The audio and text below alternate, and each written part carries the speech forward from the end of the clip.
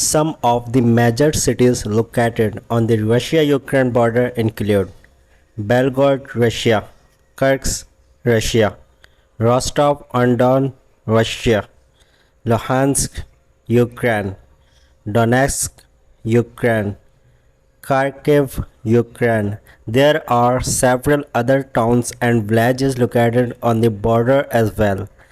As an AI language model, my responses are based on the most recent new articles and may not accurately reflect the current situation. However, here is a summary of the key events and updates regarding the ongoing conflict in Ukraine.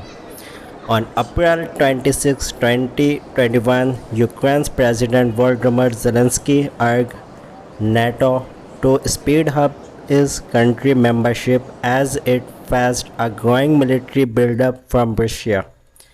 Russian troops have been amassing near the border with Ukraine since late March, prompting concern of a potential military escalation. Ukraine has accused Russia of providing weapons and support to separatists in the eastern Donetsk and Luhansk regions where a conflict has been ongoing since 2014. Despite several ceasefires and peace talks, fighting between Ukraine forces and separatists has continued sporadically, resulting in civilian and military casualties. In March 2021, a Ukrainian soldier was killed and two others were wounded in an attack by separatists in eastern Ukraine. The conflict has led to over 13,000 deaths and displacement of millions, exacerbating the humanitarian situation in Ukraine. As an AI, I cannot provide an opinion on political issues, including the war in Ukraine. However, I can provide a brief overview of Russia's statements regarding the war in Ukraine. Russian officials have denied any involvement in the conflict, despite evidence of military and material support to separatist rebels in eastern Ukraine. They have been also blamed Ukraine and its government of the conflict, accusing them of oppressing ethnic Russians in the region.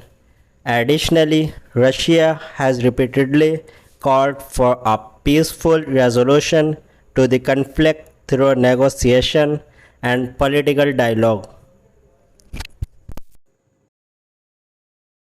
Technology, saying they learn faster than anybody else, including our own guys. He also discussed the need for long-range precision weapons longer than what has been provided so far to make Sevastopol untenable. Hodges argued that the Ukrainian military is capable of learning how to use new technology quickly, even under wartime circumstances, and that this ability should be used to develop new capabilities that would help in the conflict with Russia.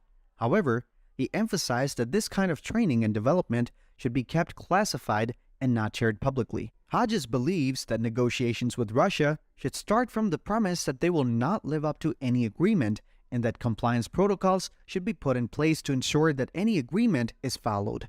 He also believes that there is no battlefield advantage for Russia to use tactical nuclear weapons in Ukraine, and that such a move would only result in catastrophic consequences. Ukraine will never be safe or secure as long as Russia occupies Crimea, and Ukraine will never be able to rebuild its economy as long as Russia occupies Crimea.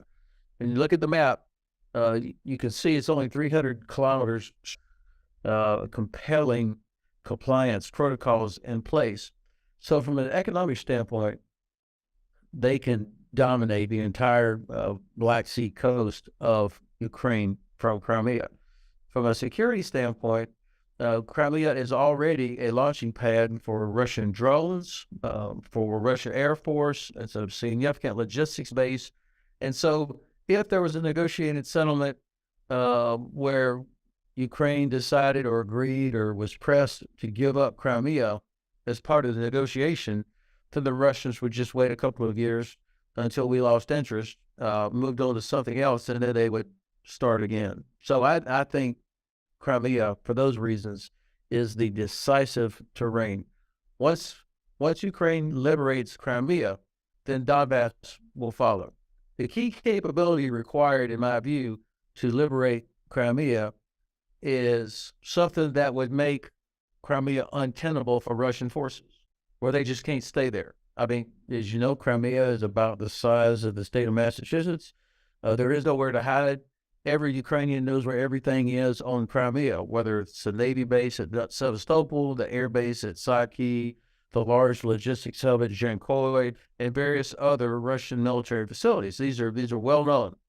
And so if you think about it, there are only two land lines of communication, two main roads that connect Crimea to Russia. One goes over the Kerch Bridge, of course, which has already been severely damaged, and I expect Ukraine will revisit it again. And then the other is the so-called land bridge that runs from Rostov down through Mariupol, Melitopol into Crimea along the northern coast of Azov Sea. So if you can have the long-range capabilities necessary to isolate Crimea and then make it untenable, then I think Russian forces will have to leave. At some point, you'll need ground troops there to completely occupy it, liberate it, and occupy it. But the first phase would require long-range precision fires. If Ukraine had ATACMS, for example, right now, they could already be making Sevastopol untenable. If they had the ground-launched small diameter bombs, which are coming with a range of 150 kilometers, they could already be hitting the transportation infrastructure along the land bridge. They could be making it impossible for Russia to repair the Kerch Bridge, and they could make sure that that the Black Sea Fleet could not operate out of Sevastopol. So that short answer is long-range precision weapons, longer than what we have provided so far. Yes, Russia has thousands of nuclear warheads.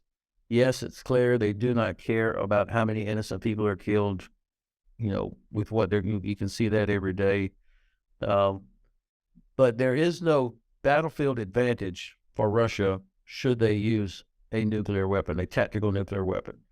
Tactical nuclear weapons were developed during the Cold War as a means to blow a gap in NATO defenses, which would then be exploited by mobile Soviet forces that were properly equipped and trained to operate in a contaminated environment.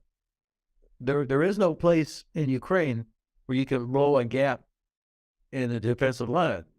And there's not much more damage they could do to any cities than what they've already done. And for sure, there are no large mobile formations that are properly equipped and trained to operate in a contaminated environment. So there's no point in doing it from a professional military standpoint. And I think they also take serious President Biden's warning that there would be catastrophic